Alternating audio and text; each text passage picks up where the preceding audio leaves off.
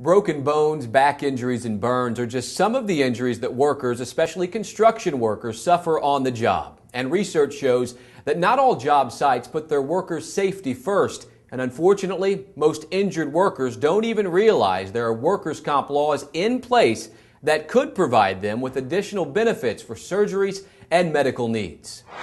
Hard hats and work boots aren't always enough to keep people safe on job sites. In fact, in 2006 in the U.S., more than 5,700 workers were killed and hundreds of thousands more injured while on the job.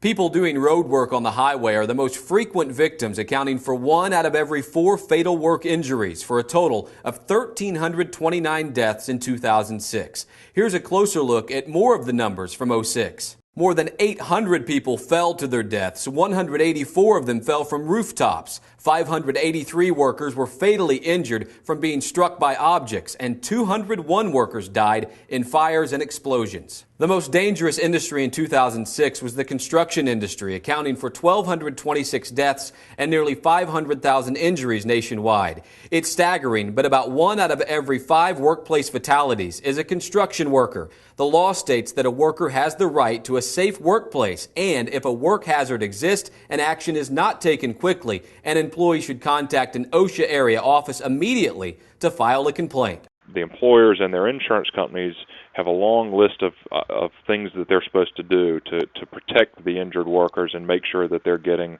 the type of medical care and attention that they receive. It's extremely important to make the job site as hazard-free as possible, because even though workers' compensation benefits are designed to provide workers with financial support for medical bills and a portion of lost wages following an on-job injury, it's oftentimes difficult to get the compensation you deserve. Most people don't even know how the system works and aren't aware they could also be entitled to Social Security disability in addition to workers' comp. If you are injured on the job, one future surgery could ruin your family financially. That's why you may want to have the laws explained to you. A lawyer who's experienced in handling workers' compensation injuries is the best situated advocate for the claimant to make sure that the employer's holding up their end of the bargain, that they're doing all of the things that they're supposed to do on the injured worker's behalf.